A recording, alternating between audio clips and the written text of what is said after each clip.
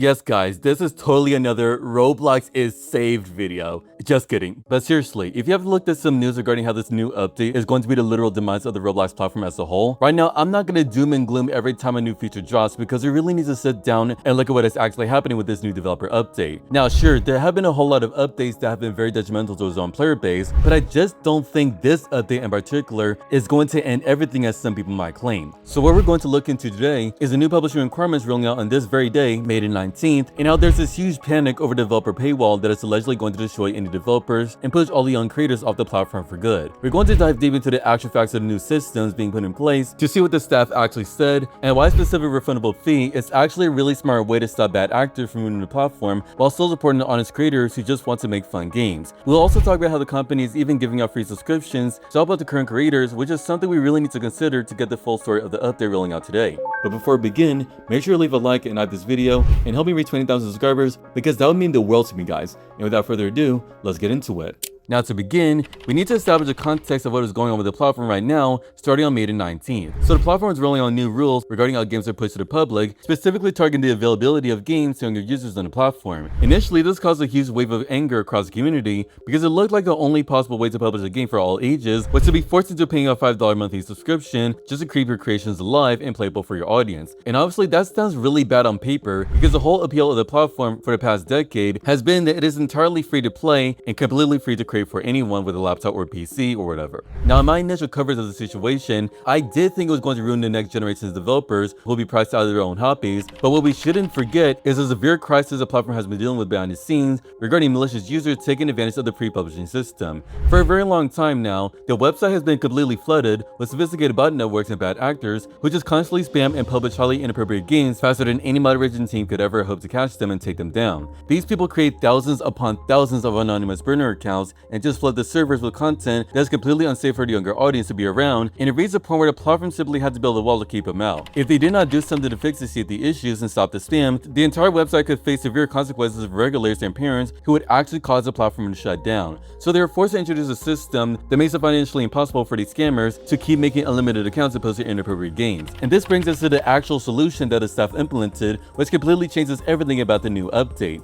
Instead of forcing every single kid to pay a constant monthly fee, they announced that creators can now choose to pay a refundable fee of 1,000 Robux per game as an alternative to having a premium subscription. Now, it is very important to consider how much of a relief it is to have this fee rather than a monthly subscription requirement alone, because the staff made it clear in the official announcement that this fee is fully refundable after 3 months as long as the game does not get permanently moderated for breaking community standards. This is literally just a security deposit, and it is honestly a really good thing that the company has done in a very long time regarding platform safety and developer relations. If you're a regular kid or an honest indie developer who just wants to make a fun simple simulator or a cool obby for your friends to play, you put down the 1,000 Robux, and then a few months later you get all of it right back, meaning you essentially publish your game for completely free. You do not lose anything at all if you're just following the rules and making normal games that people enjoy playing. But if you are a malicious scammer trying to upload inappropriate content games to ruin the experience for everyone else, you're going to lose that 1,000 Robux every single time your game gets taken down by the moderation team. This completely breaks the business model of the bad actors because they simply cannot afford to constantly lose that much currency on every single bot account they create to spam the game's page. It acts as a permanent financial drain on the people ruining the website while acting as a temporary and fully refundable deposit for the innocent developers who actually care about making good, safe content for the community. And on top of that, we have to talk about the new evaluation process that they're introducing alongside these publishing rules. They're moving towards a data-driven approach where they analyze actual play history and spending habits to verify that the engagement on a game is from real human users and not just automated bots designed to artificially boost a scan play to their front page. This is honestly a huge step up from the arbitrary moderation bans we've seen in the past, because by analyzing actual play behavior to verify a game, they're creating a robust system that actively rewards genuine games and filters out the garbage. So not only is the fee refundable, but the systems verifying the games are getting smarter and more focused on actual player data rather than just random automated triggers that hit innocent developers. But to be completely fair and look at the full picture, the rollout of this update today is definitely not flawless, and there's one very real valid concern that developers are pointing out right now regarding this new data-driven evaluation. If we look at what people are sharing from the new creator dashboard today, we can can see a requirement for highly engaged players with the progress bar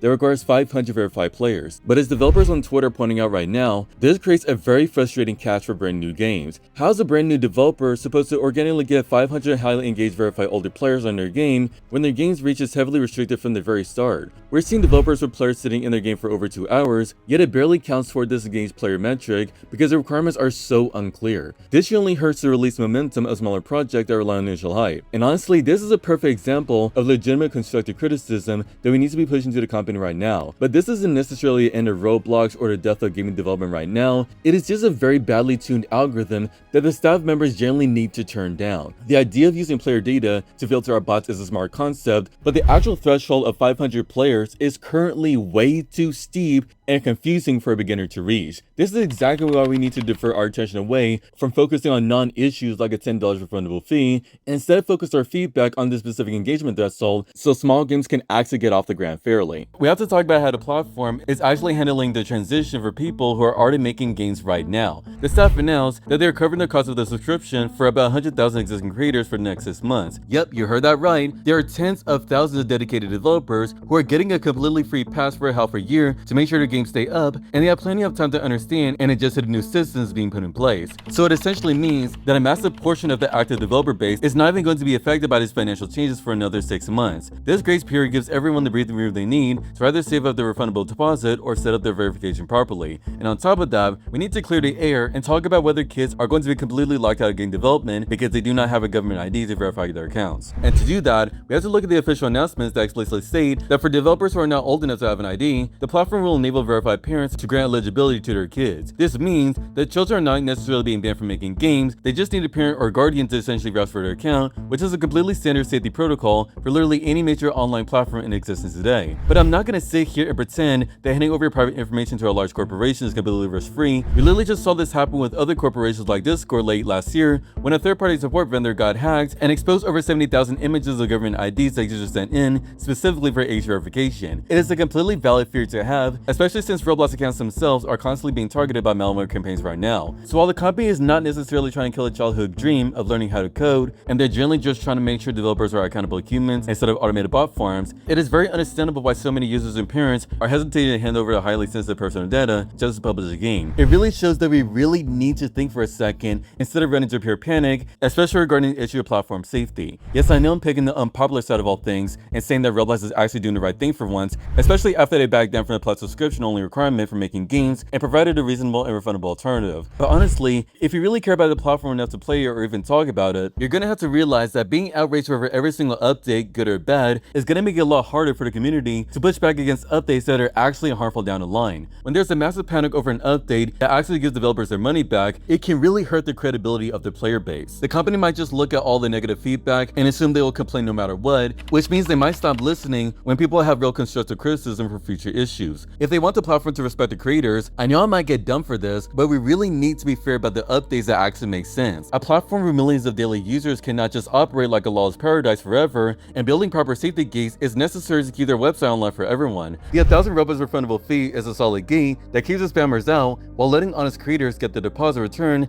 and to be completely honest, the narrative of corporate greed just does not fit in this case. I generally think this is a necessary step in the right direction because letting the platform remain a breeding ground for unmoderated spam would have been a real downfall of the game as we know it. We have to stop letting unchecked panic dictate the conversation and start actually looking at the tools and compromises being offered to keep the ecosystem alive and functioning. Since this update is literally rolling out today, let's just take a deep breath and actually see how these changes play out before we declare the whole platform officially dead. I would really love to hear your thoughts down in the comments down below, especially if you're a developer who is figuring out these new requirements right now. If you appreciate a more reasonable take on all of this, make sure to leave a like and like this video, and also don't forget to help me get to 20,000 subs before the end of this year. So thank you all for taking the time to watch this video and getting the actual facts on the situation, and I'll see you all in the next one.